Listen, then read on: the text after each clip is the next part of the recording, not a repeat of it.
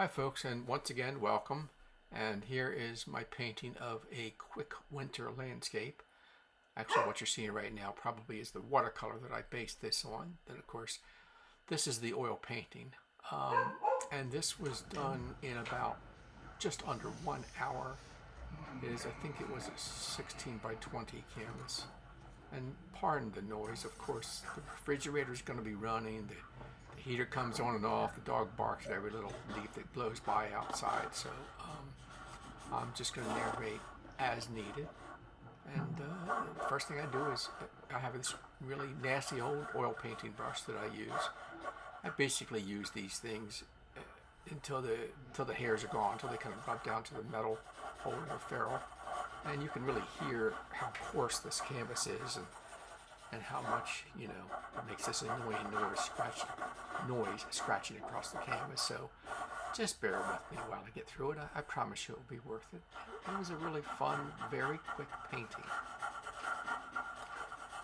I am doing it at my local senior center where I teach folks how to paint in oils and watercolors and acrylics and all kinds of other nonsense we get up to. And every now and then when I'm just really charged up, I just tell them, I'm just going to paint today. You just have to just watch, and I'm not going to talk about it. So there's no verbiage in this video. That's why I'm adding a narration. I start with burnt umber, and I'm using a little liquid in just to make it move around. Once again, reminder, this is oil paint. Looks like for the parts that are slightly blackened, I've added a little Payne's gray just to give it a little depth. I think I used on my palette, which I'm not using yet here, is cerulean blue, burnt umber, burnt sienna, Payne's gray, as I said, of course white. Let's see, I forget what else. I'm not at the studio anymore, at the center anymore. Let's see, it was, and some orange. Did I say orange? Yeah, I think I did. I'm sure I've forgotten a color or two, but they'll show up eventually, and I'll go, oh yes, there's that, whatever it was.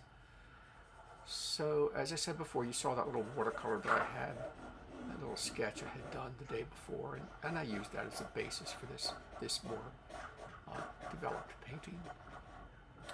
And I'm using burnt umber to establish little bits of water where there perhaps is a stream. This is a winter scene, of course, and you can just paint very nicely by just letting the white be the background, letting it be the snow, and just painting your darks in and around it. You'll see that I do this for a while, then I'm going to scrub in some bush area and come back later and fill in the snow. Now and then I'll do the sky later too, and then this always leads people to ask me, why don't you just put the sky in first and have a nice big flat area, or why don't you just paint the white of the snow in? And once again, because it would be so much easier than painting around all the edges. And my answer to that is, it's less interesting. When you paint a flat sky in it, you paint everything over it, then you really don't have any variation around the edges that I like to have. I like to fill in the sky and backgrounds actually later, even though it is more difficult, because I think I feel like it leaves a lot of the canvas and other colors kind of winking around the edges and giving this little interesting flicker around the edges. And you'll see this later as I go along. And it's just the way I've done it. You got to paint what works for you. This is what works for me. So I would say this is just a monochromatic underpainting, we'll call that, even though it's got a couple of colors in it now. And what am I doing? I'm establishing just some vertical noise, some brushes, some brushwork, representing bushes. That is not as easy to say as you would think. I see I'm just trying to put a few twigs, a little bit of branching in here. And back to the big trees in the background doing the same thing. Once again, little vertical elements, little twigs and sticks. And you'll see I do this quite a bit to break up that white surface. And here are some some limbs laying in the foreground, add a little interesting detail. I lose my voice. I should have brought water downstairs into the studio, but I forgot. I've been teaching half the day, and now I'm doing this crazy video in the evening, so the voice tends to give me a little trouble. So I'm going to pause there and go get some water. Hold on, please.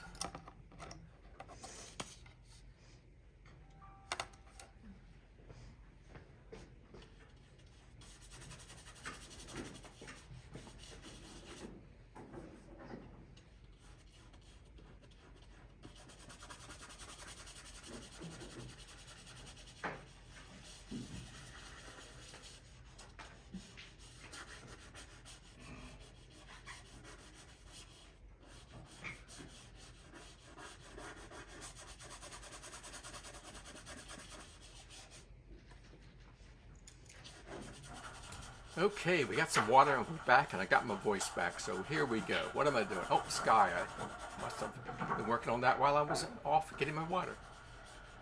So this is cerulean blue and white, and I don't think I used any umber in this. Sometimes I tone the color or kick the color down a little bit by using burnt umber, which is a color that I use to do just about everything. From the underpainting to, knocking back the intensity of certain colors. So I quickly throw the sky in. You see how I kind of avoid those edges, trying not to drag the burnt umber to the edges. And I'm just going to smooth it all out, back and forth and back and forth. And you see I go along at the same angle, but I'll go back later and smush that around so you don't get a pattern. And here I'm cleaning up around the edges, putting some color in the trees so that you have that sky peeking through all those bare branches. Just a careful runabout, softening all those edges.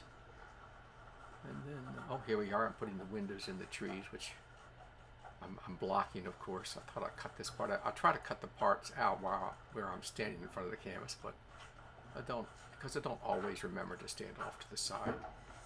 It's not easy to concentrate on painting and be cognizant of where the camera is. And I don't know how that Bob Ross guy did it, but he had probably people in the background going, "Move around, Bob, move to the right, move to the left." I don't have a director. I'm just a one-person show here. Oh, there's a little dirty burnt umber in the sky. That was probably a mistake. I don't remember, but I'll smooth that out so it goes away. And with oil paint, as you work around the edges, if you get a little bit too close to one of these dark browns, you'll pick up the color, and you just kind of smush it around and not panic. Right, and here, these areas are representing a little bit of a stream, so I use the same sky color, pushing it into the stream, as you hear me say, or maybe someone has heard me say the term, I forget who said this, as above, so below. In other words, the sky, any bit of water in a landscape reflects the color of the sky above, so you've got to be aware of that when you're placing water into a landscape. And let's see, I think this is some alizarin crimson, which is a kind of a dye-based color. It's not really pigment-based. It will really contaminate everything you put it into. So you have to use it sparingly. Color, once again, was alizarin crimson. It is a lot like that color that I really complain about a lot, and that's a color called Viridian.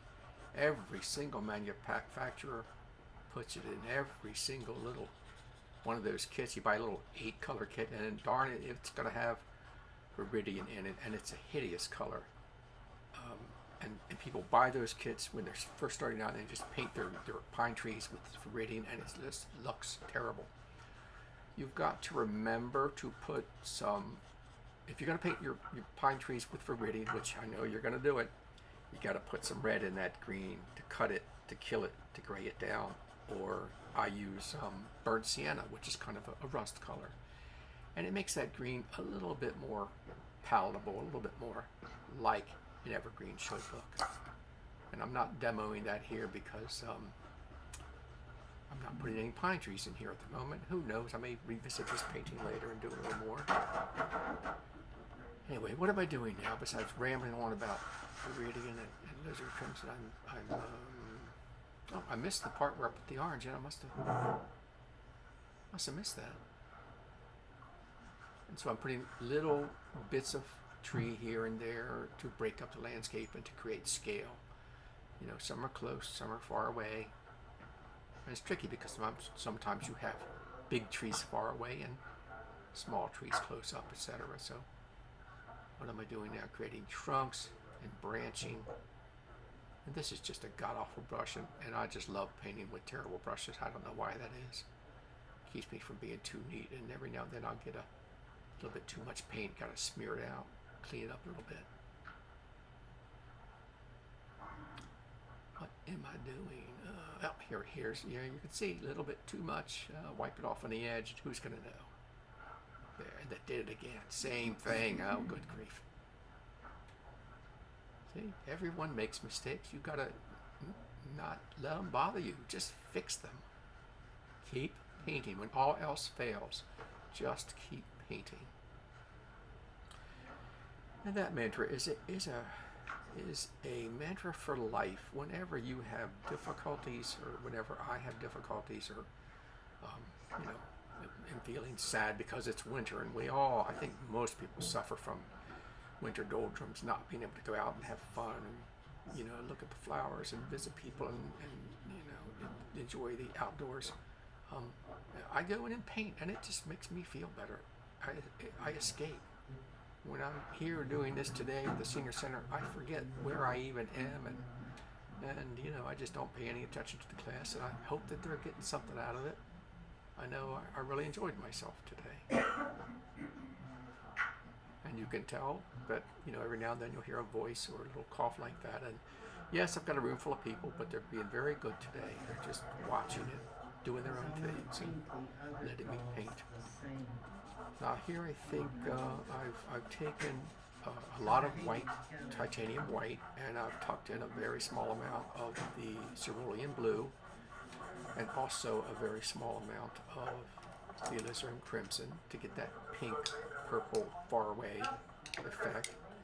And I'm going to go in and fill in around all these bushes and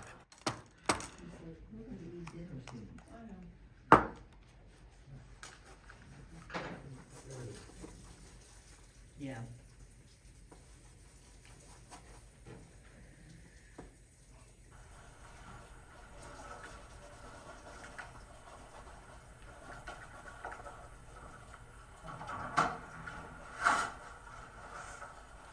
there I am, blocking the canvas again. There we go. Good job.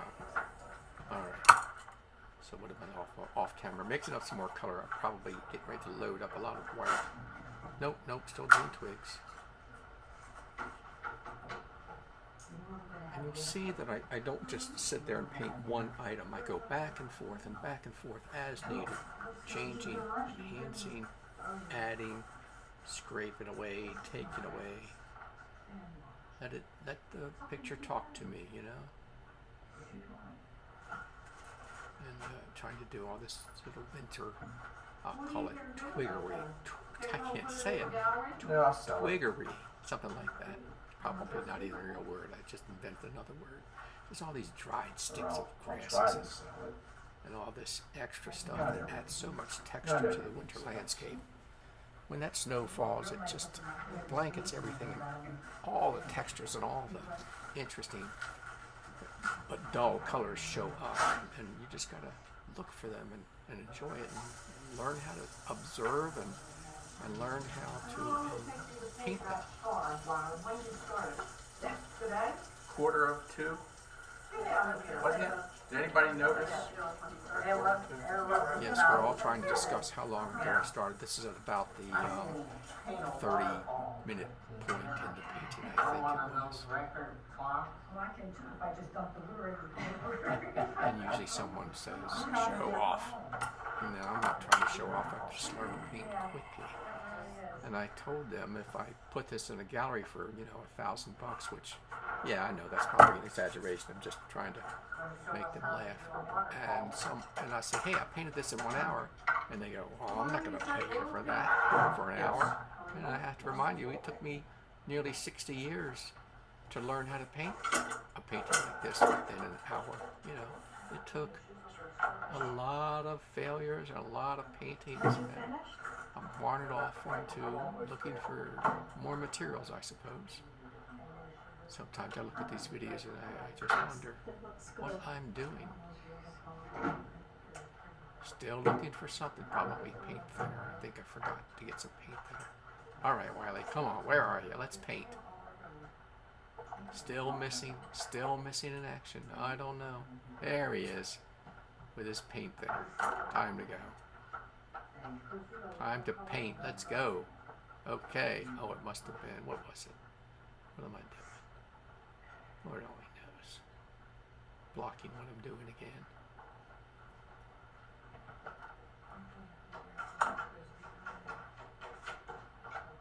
Alright, it's little bits of snow caught in the limbs off in the distance. I'm using just pure white. Oh, I know what I went looking for a small brush. I had forgotten to drag one out earlier.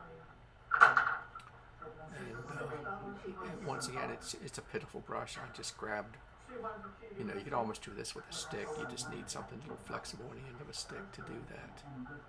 And I just go to dance around the twigs or the limbs and just try to do a little suggestion of snow.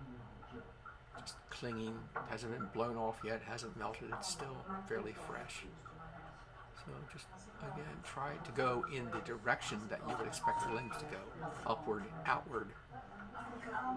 And then, let's see, I'm applying pure white all over the place, here and there, not as much in the bottom, of course I want to keep that in shadow. But just, you know, the snow flickers and you get that little sort of areas that are depressed, that are darker, and you get the occasional little upward mound area of snow, and you get catches a little bit of extra light. And you see I've added a few bits of those little mounds here. It's just thick. And I'm just, you know, pure white here and there, pushing it in. At some point, I will probably go back in, and I think the last couple of things I did was streak in a few more of these vertical sticks, and probably a little bit more scratching some of the weeds. I think using a little rubber scraping tool, stylus, whatever it's called. Painted it in an hour. Yeah, it took me 50-some years to learn how to do it in an hour.